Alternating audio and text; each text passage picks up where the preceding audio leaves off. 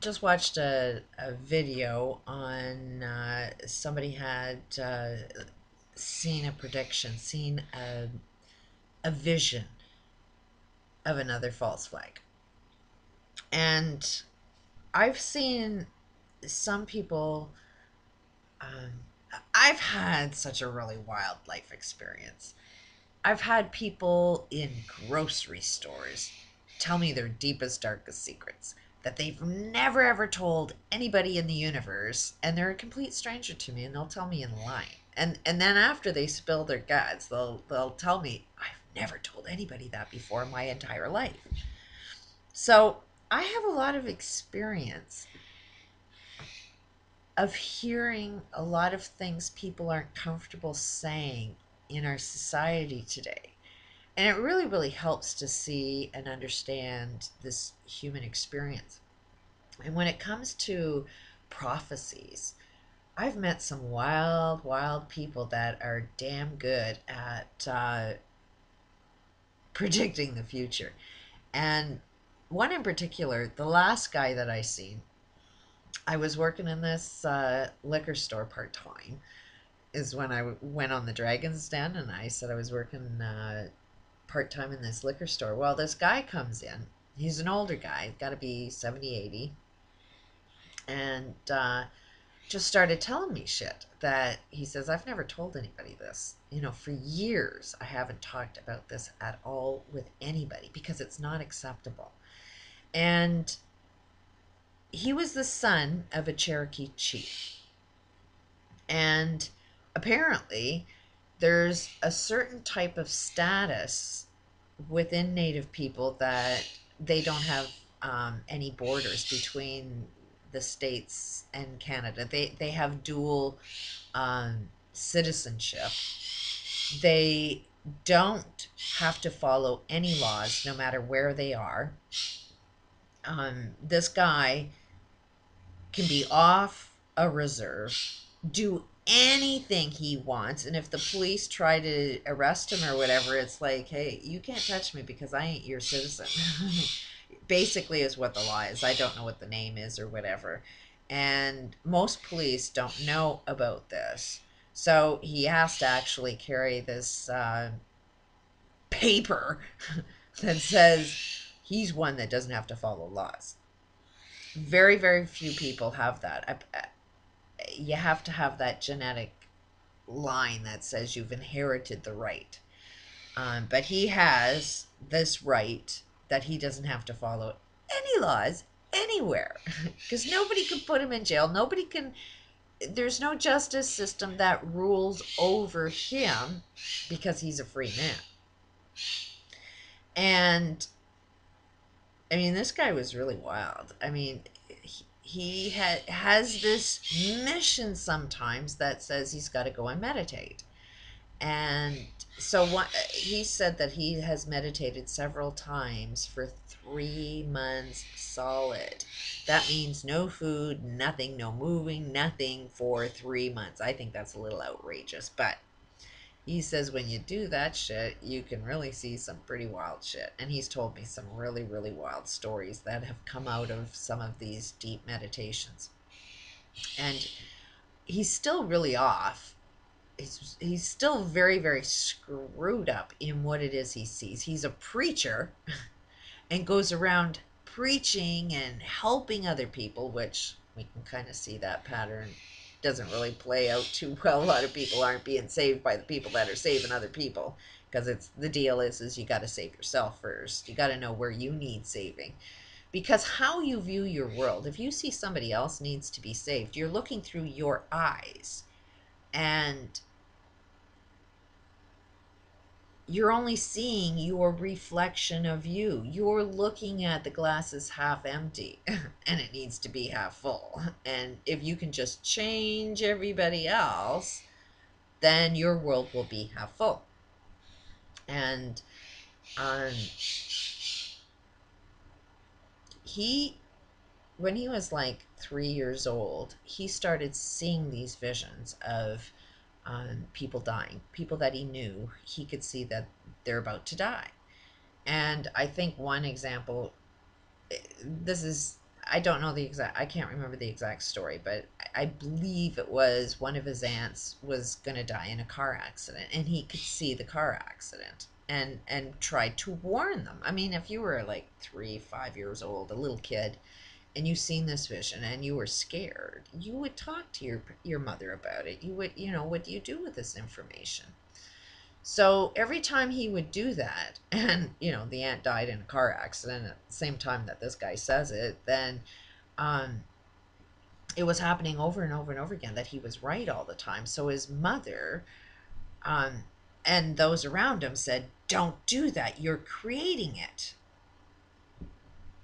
So here's this really, really wise guy that meditates, sees visions. The ego says he's the one that's right, that he's the one predicting and able to save everybody else. And yet here's a mother that's saying, no, don't do that. You need to stop what it is you're doing because you're creating it. So here's this guy, like a kid, that would think that you're a bad person because you're creating such evilness. Growing up, having the world attack you for your talent, for your skill, and be able to predict the future is kind of devastating. So it did cause enough pain in him that he doesn't talk about it anymore. He won't share that with anybody. But it doesn't mean he's still not doing it. He's just not telling anybody about it. And what the deal is that if you can see something out in your universe, you are creating it. And it is your ego that's not making you see you are the creator of it. For you to see that type of vision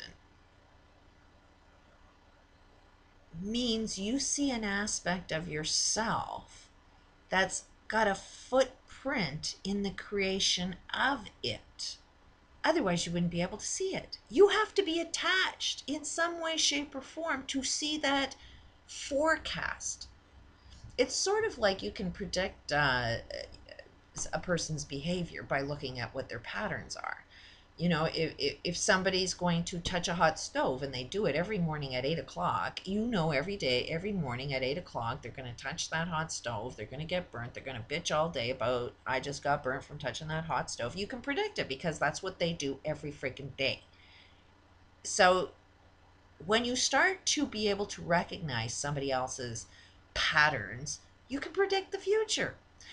What would make you observe somebody's patterns means that observation is coming from within you because you're looking at it. Something within you is driving a person to touch that hot stove. But if you stop observing it, if you stop reacting in the way it is, if you stop making the judgments that you do based on that, I mean, it is an example. If you're probably doing something that says, you can't touch that hot stove, I'm the boss of you, which is making somebody else feel like they don't have control, that they would, no, let me prove to you that, no, I'm in control and I'm going to touch that hot stove. And it's like we're going to be at battle between somebody's telling you not to do something. You don't want to be controlled by somebody. Meanwhile, you're going to prove it, and you're going to prove it by killing yourself, by, doing harm to yourself, touching that stove just to prove you're right. It's a really, really wild game.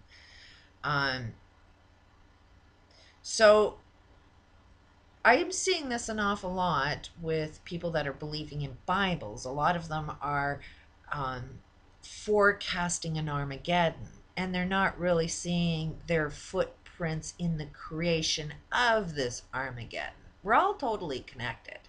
It may be somebody put that prediction out there and wrote it in a Bible and said there's going to be an Armageddon, which put the suggestion out there. And it's like, okay, let's create the Armageddon. Somebody predicted an Armageddon. It needs to be done because that Bible needs to be right. So in order to make that document right and so powerful that we all believe it, we got to create it. Otherwise, if we didn't, then that kind of makes the Bible look a little wrong. So we got to make that Bible look right.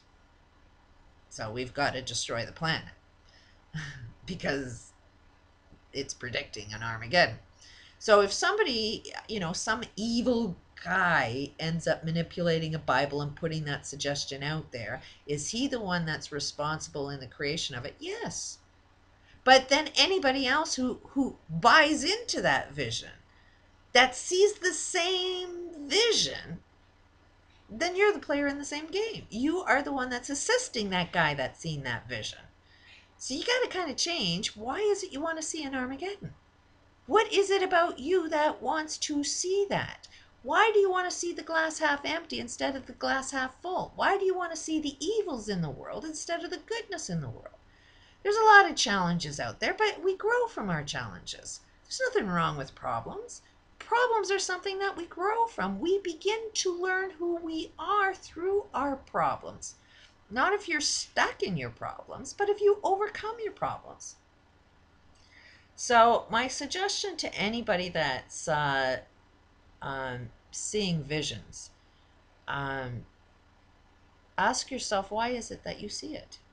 Why do you think you are able to see a pattern where nobody else can see it? What is within you that needs it so much? Because you're going to get something out of it.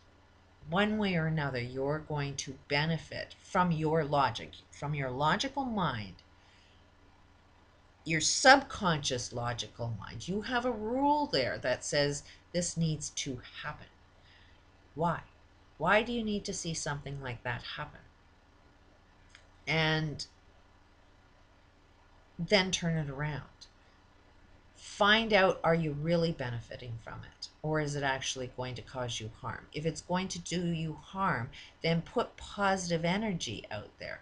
Recognize what, and I won't know the advice because it's going to be coming from you, but this is something to look for. These are the kinds of questions you want to be looking for. Is this problem, this event wants something?